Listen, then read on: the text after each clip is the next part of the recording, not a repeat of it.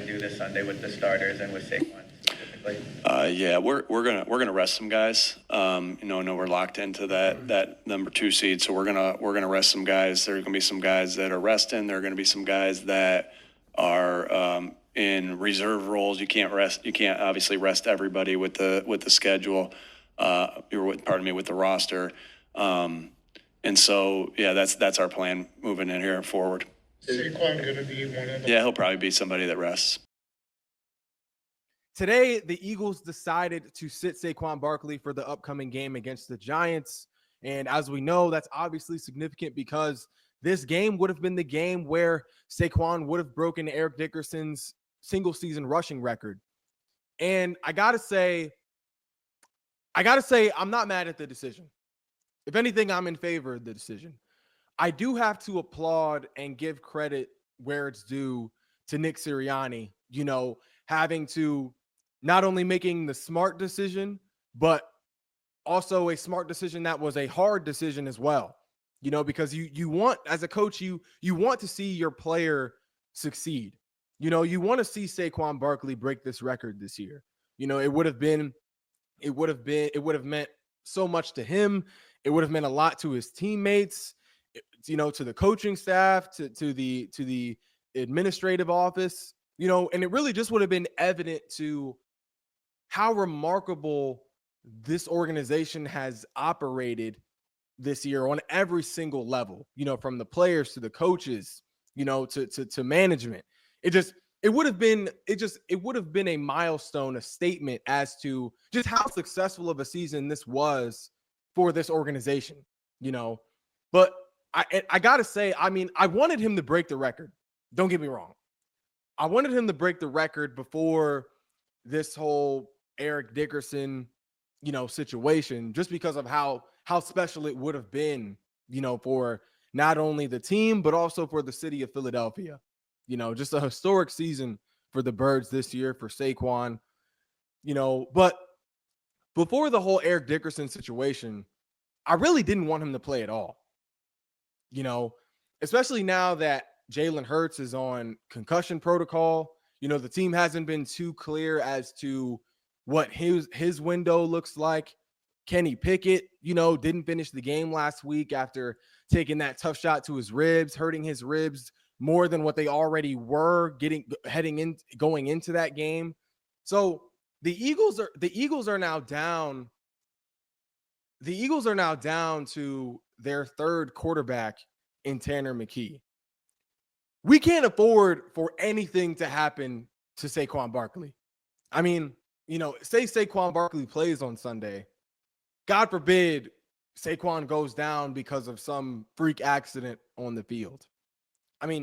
Protecting Saquon's health at this point in the season, it's an insurance policy for possibly a not 100% Jalen Hurts or even Kenny Pickett, if he ends up playing. Having Saquon Barkley on the field fresh, coming off a week of rest, having some time to recuperate, putting his feet up. It'll make whoever is at QB, it'll make the QB's job easier. It'll open up the field a little more for the QBs to actually move the ball through the air, getting the ball to AJ, Smitty, and hopefully maybe even an active Dallas Goedert, by that time too. But, it's too big of a risk to have Saquon Barkley play this Sunday against the Giants when there's so much more on the line than this record. It sucks because I really wanted to see him break the record, but at the same time, I know there is more on the line. And it's good to see the Eagles, the Eagles staff, Nick Sirianni thinking like this, because it just shows where their focus is at right now. Saquon has had a phenomenal, amazing season, one of the greatest seasons by a running back in history, coming close to that milestone. But at the same time, Saquon is they're in an interesting situation because this year it's not just about how great Saquon Barkley is. It's about how good this Eagles team looks right now overall. What they are capable of doing this year, what they have the opportunity and the possibility to pull off this year. And that's a Super Bowl. Like, this would have been a great milestone, but playing Saquon Barkley against at this point in the season when our season is already decided, we've already clinched the division, we've already clinched our seed, playing our best player in a game against a team who is really fighting for a higher draft pick, it's not worth the risk. We need Saquon Barkley to win in the playoffs to get to the Super Bowl. Obviously, more than we need him to break this record. So I'm definitely in favor of this decision. I think it was the smart decision by Nick Sirianni, but I also think that what made it a little easier for Nick Sirianni to make this decision was because I believe this was partly Saquon's decision as well. If you think about it, this is the same guy who back in week 7 against the Giants, the same team, his former team, was 13 yards away from setting a new career high in single game rushing yards. But who chose to sit out in the fourth quarter to let his younger teammates get some carries, get some more opportunities on the field. You're 13 yards away from your career high. I would love for you to get that, but that's up to you. I just don't want. I'm going to take out all the starters if they don't score. You good? Let them eat. You sure? Yeah, good. Promise. I'll listen to me. I want you to do it if you want to do it. It's all good. I'd rather see the young boys eat. Nick Sirianni, he came over to Saquon Barkley on the bench, let him know, at a point where the game was already over, was decided against a minimal Giants team. He says, look, Saquon, I want you to break this record. I want you to set your new career high. But at the same time, I'm taking all the starters out, so it's your call. If you want to go for it, increase your numbers, you go ahead. But, my plan is I plan on taking the starters out. Saquon Barkley, without hesitation, he says, I want to let the young guys eat. So he not only made an unselfish decision, because because Nick Sirianni, you're not going to leave Saquon Barkley in behind the second string or third string O-line. You if you're going to put your franchise running back out there, you can't just leave him without any protection. So if Saquon Barkley decided to keep playing, the starting O-line would have also kept playing. And we already know our O-line has a history of injuries, especially when it comes to Lane Johnson, one of the best tackles in the NFL, arguably the best tackle in the NFL.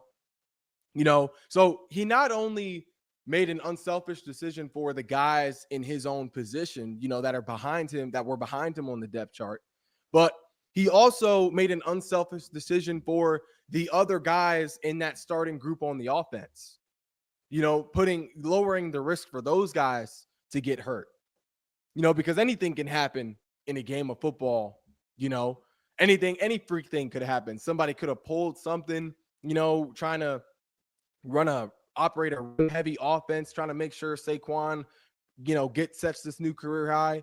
One of the, say Jordan Mailata or Lane Johnson pull a hammy, or Cam Jurgens or Mekhi Becton tweak something, So Saquon Barkley not only made an unselfish decision for the other running backs on the squad, like Kenny Gainwell, but he also protected his O-line and the other starters on the offense.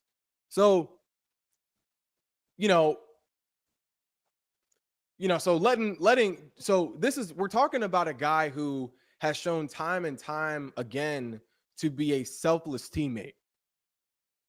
Not only who is a guy who is the best running back in the league, but has also shown to be a true leader and a selfless teammate and a true leader for this Eagles team.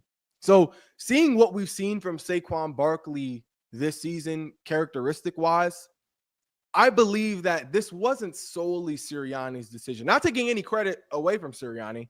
I mean, as the head coach, it's still your decision to make. I mean, you're still calling the shots.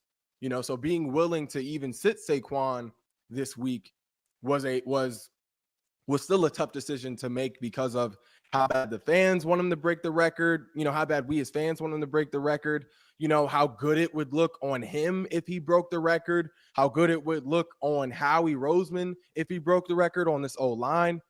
But knowing that resting Saquon would preserve him for the playoffs. So not taking any credit away from Sirianni, but I do believe with what we've seen this season, the selflessness that we've seen from Saquon Barkley this season, it's hard for me to just not acknowledge the fact that this, just according to historical patterns, it's hard for me to believe that this wasn't a decision that Saquon Barkley had input in on himself, that this wasn't the result that Saquon Barkley welcomed himself. Now, the only reason why I'm a little upset as to Saquon Barkley sitting is because Eric Dickerson is relieved now. He gets to kind of calm down and relax, after a week of just hating, a week of just just being mad and being petty, but he only gets to hold on to it for one more year. He only gets to hold on to it for one more year because I believe Saquon Barkley will break the record next year. If you think about it, he'll break it next season because the offense will be smoother next season to start out the season. The offense will be smoother next season earlier on, because if you look at it, the offense had some kinks they had to iron out this year. This was the first time Saquon Barkley was on a loaded offense with multiple other weapons. This was Kellen Moore's first year as the offensive coordinator. Jalen Hurts' third coordinator since he's been in Philly. This was the first year the offense has been without Jason Kelce at center. A guy who will be a first ballot Hall of Famer, no question. Cam Jurgens step up into that starting role for the first time since he's been drafted. Then this was also the first year Mekhi Becton has had to shift over to the guard position, kind of playing a new and different position than what he's used to over at tackle, So there's a lot of firsts that this offense had to work through this season. But even with that, the offense is still finishing the season as arguably the best team in the NFC. Saquon Barkley is one game away from breaking the single season rushing record that hasn't been broken in decades.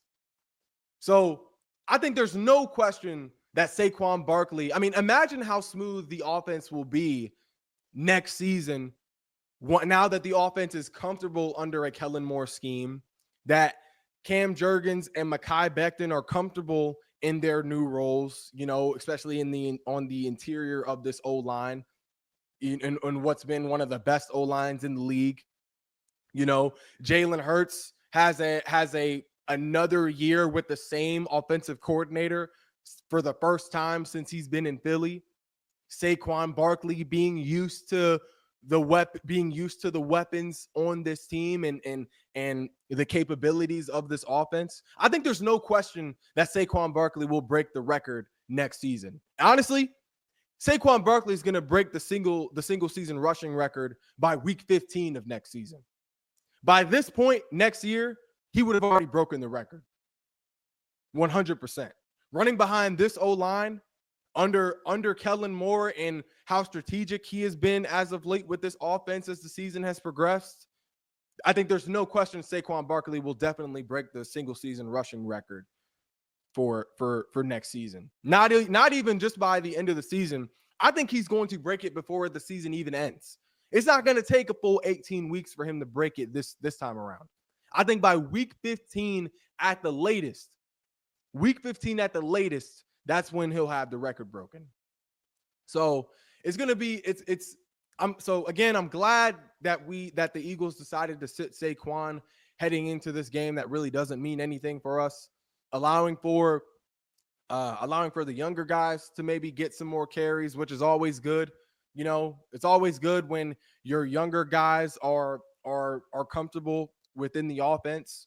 You know, just like that saying, you know, a unit is only as strong as the weakest link. You know, and by default, the younger guys are the weakest link. So I'm definitely in favor of the decision. I think it's a smart decision. Again, I applaud Nick Sirianni. I applaud Saquon Barkley for putting the main goal first. You know, for putting the team's interest ahead. You know, for making that the priority. You know, so it's really just going to be interesting to see how it'll benefit in the playoffs. You know, having a fresh Saquon Barkley, having hopefully an active Dallas Goedert back on the field, a fresh AJ, fresh Smitty, hopefully a somewhat healthy Jalen Hurts back on the field. Probably won't be a full 100%, but I mean, at least even if he's 80 to 90, you know, that's going to be something to look forward to. And then even a rest Kenny Pickett, you know, if he has to take a couple of snaps, you know, so. And then you already know the defense is all healthy. If you saw the injury report, there's no lingering injuries on the defense side of the ball. So it's really going to be interesting to see how this will benefit the Eagles as we head into the playoffs. But that's all we got for this edition of No Shame with Shane. If you haven't already, be sure to like, follow, and subscribe to all of our social media platforms. And I will be back later on with more Shameless Takes.